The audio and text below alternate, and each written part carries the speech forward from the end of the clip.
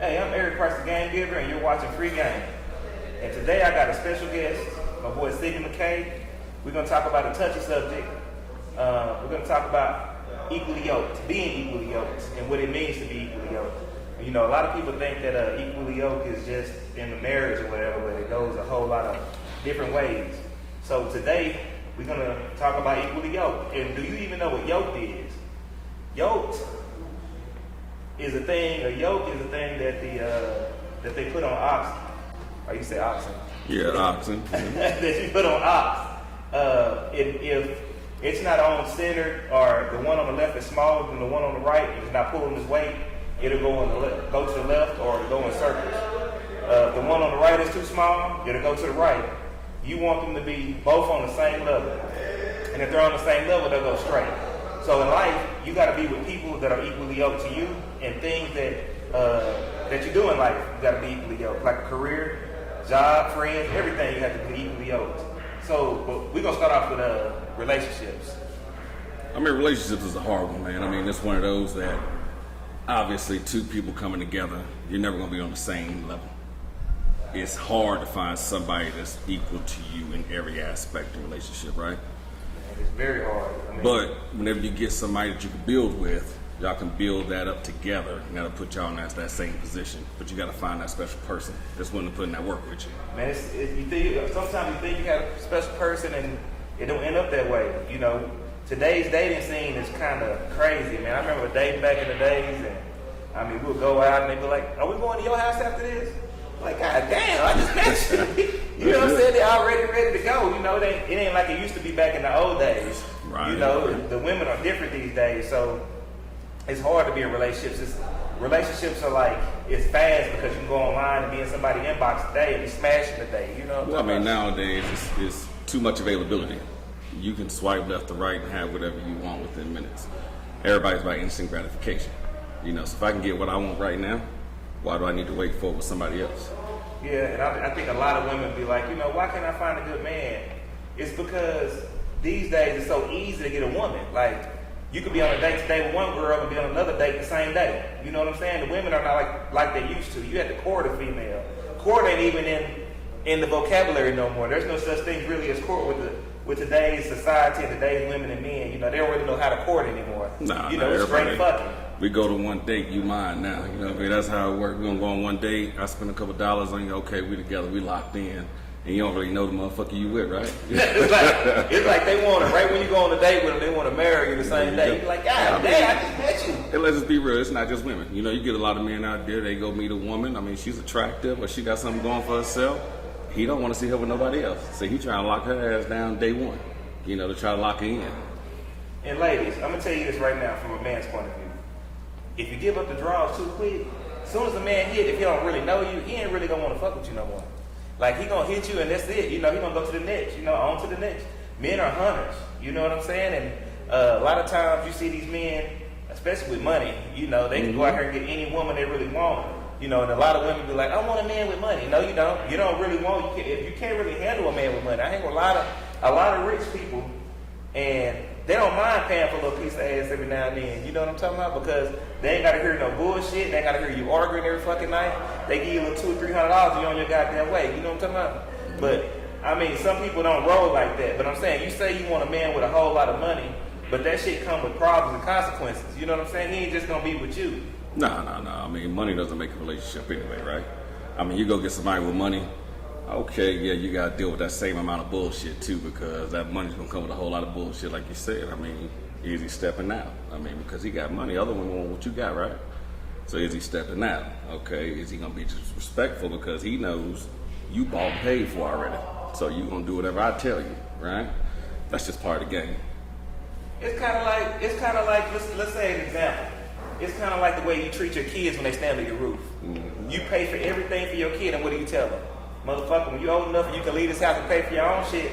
But under my roof, these are the rules. Mm-hmm. You know what I'm saying? And that's how it is in a relationship when you got a person that is paying for everything or doing this. That's why I did an episode about 50-50.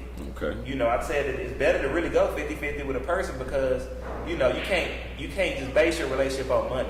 Yeah. You know, when you got a partner You know, it's a lot easier, especially in today's economy, when your partner is helping, you know. And when it's about money, he gonna get tired of your ass after a while because you ain't doing shit. You know, he can go get a girl that's gonna help him. You know what I'm talking about? So he'll probably leave you, or he gonna fuck around because the other girl gonna treat him a little bit better. She gonna say, you know what, daddy, I can help you out. You know, your girl ain't helping you out none. She ain't doing nothing for you while you with her. You know. Well, I mean, everybody gonna try to make you think the grass is green on the other side. But let's just be honest. 50-50 isn't something to say, okay, I want a woman that's going to pull her weight. It's so that, okay, one day with this volatile environment we live in, I can lose my job tomorrow. I need somebody that's willing to step in and help me out any way possible until I get back where I need to be. And that's where that 50-50 comes in. It's not even about money, but it's just, okay, hey, we're here. Right now, we can do whatever we can do. We can build together. But if I were to slide a little bit, can you hold ground until I get back where I need to be?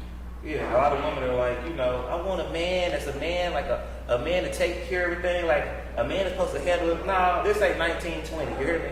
Women got equal rights now. Y'all couldn't work back in the days. Your grandma couldn't work. That's why your granddaddy had a baby off on that was fucking other women. On the other side of town. On the other side of town, fucking Betty. Oh, I ain't gonna say it. Well, I don't want to say no name. Like, I don't want to say and think I'm talking about somebody. But Betty, May. Oh, whatever. Betty Sue, huh? Yeah, well, I got a Mustang Sally, Don't say Betty Sue, because I got a family member named Betty Sue. Now, we ain't talking about you, your ass. There you but go. no, it's not like that no more. Y'all got rights. Y'all making more money than these men are.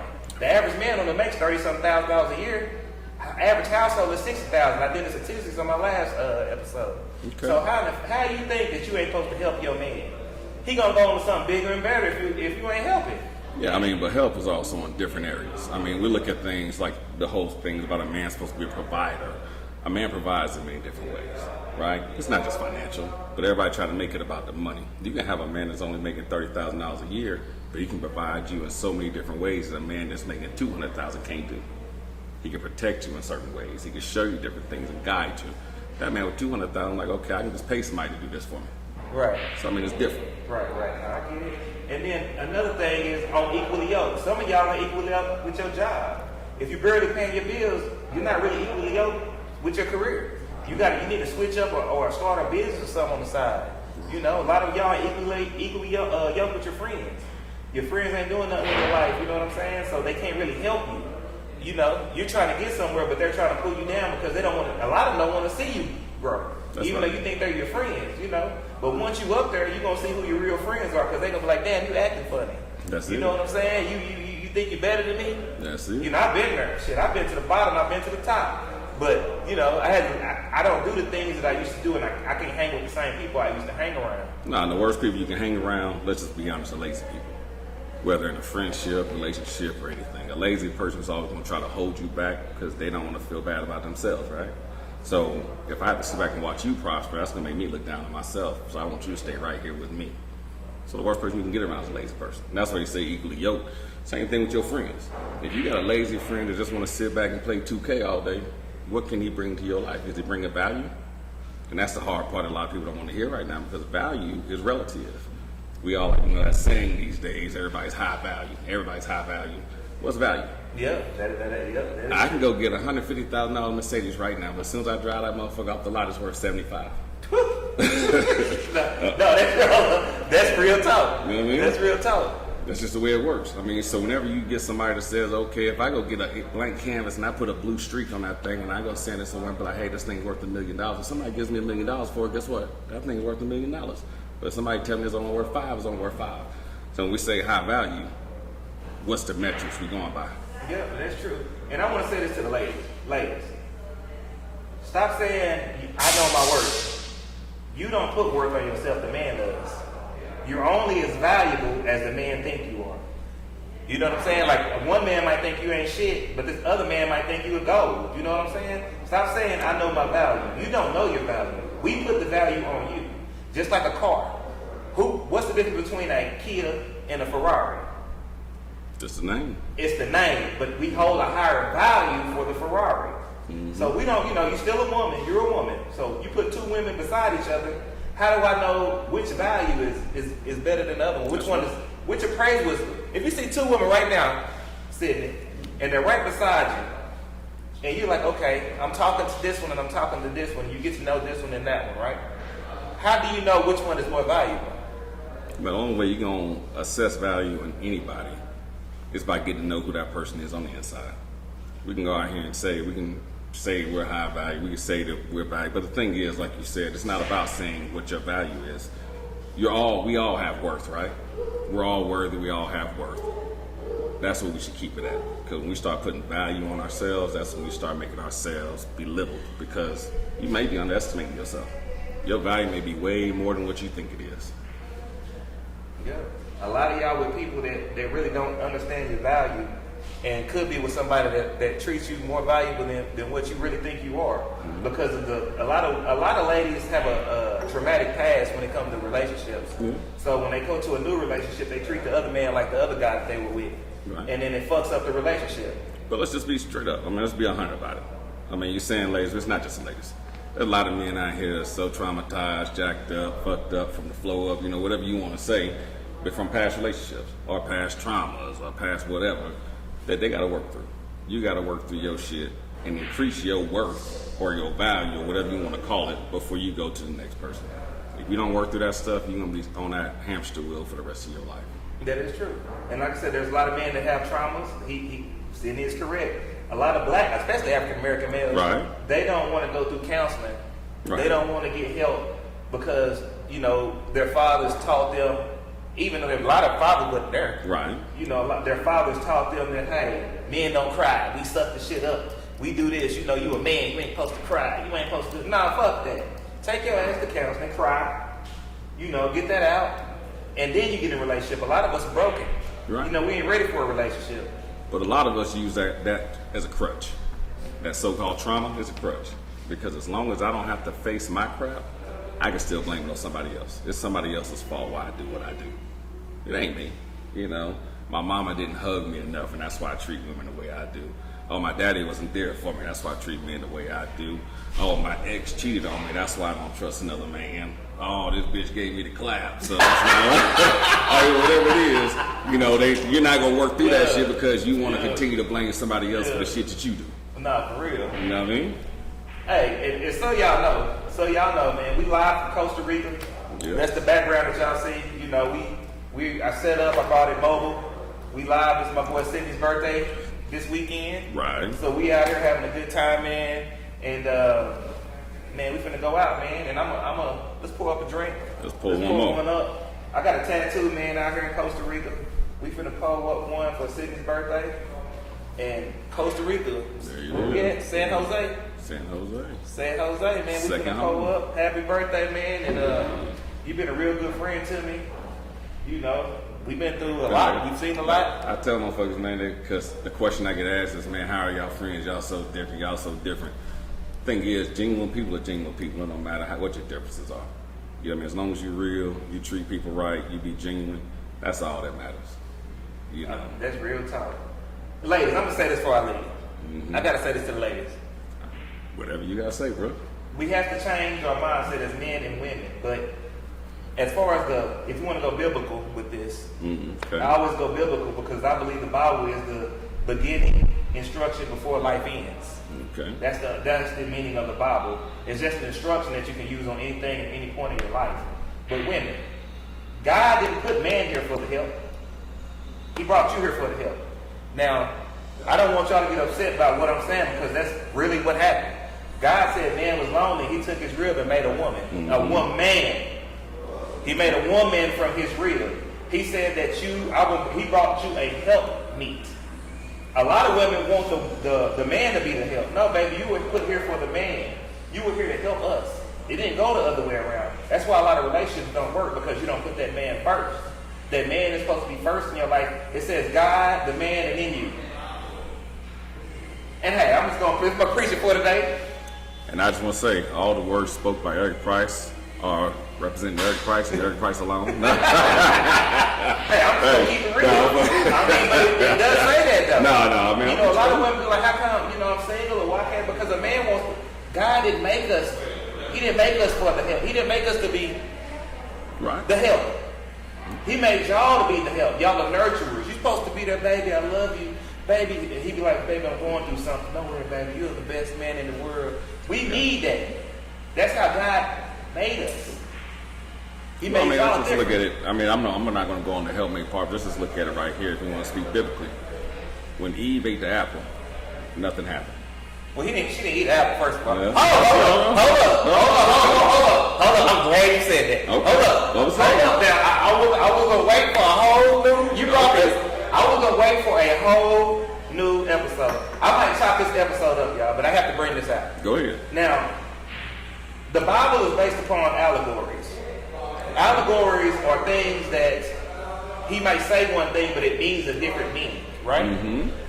I just had this conversation with my cousin about Adam and Eve. Okay. First of all, Eve was in the Garden of Eden. Right. And God said, he told Adam and Eve, do not eat from this tree. Right? Stay away from it. Stay away from it. Mm-hmm. So, a serpent came along while she was by herself Mm-hmm. and said, hey, eat of this tree. She was like, no, God said it's bad. He said, no, it's not bad. You just know the difference between bad and good. Da-da-da-da. Now, y'all might not be ready for what I'm finna say. You don't have to believe what I'm finna say. But think about what I'm finna say and use this and think about it. You got to use your own understanding.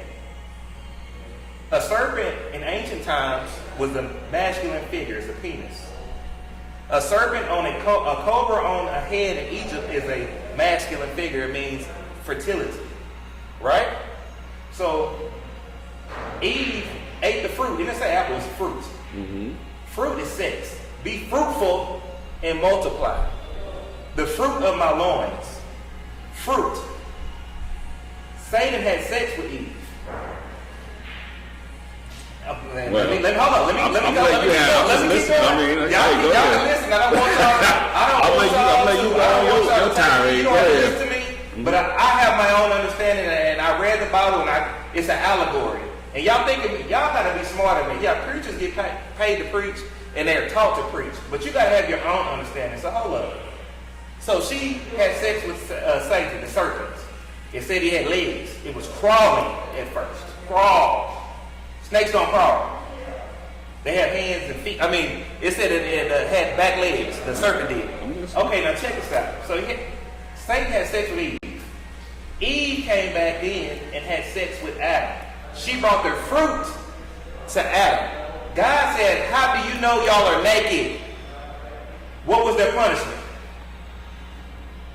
They were banished from the garden.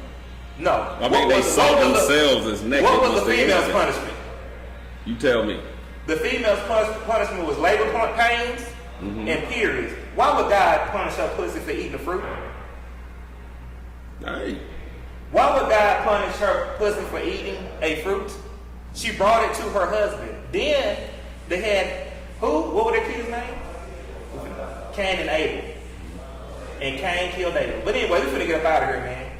We'll talk about this another day. All the words expressed are the property of Eric Price and Eric Price alone. Yeah. But anyway, thank y'all for watching. We gotta go. There's a lady up here, and we ain't really supposed to probably be up here on this roof, but we here. Let's go. Com frasco de lança na mão. Ela senta a noite toda.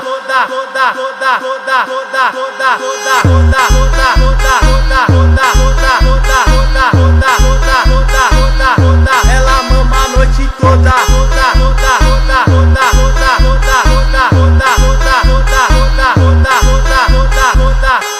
No baile do casarão vai te botar com força, vai te botar com força, vai te botar com força, te botar com força, te botar com força, te botar com força, te botar com força. No baile do casarão vai te botar com força, vai te botar com força, vai te botar com força, te botar com força, te botar com força, te botar com força, te botar com força, força.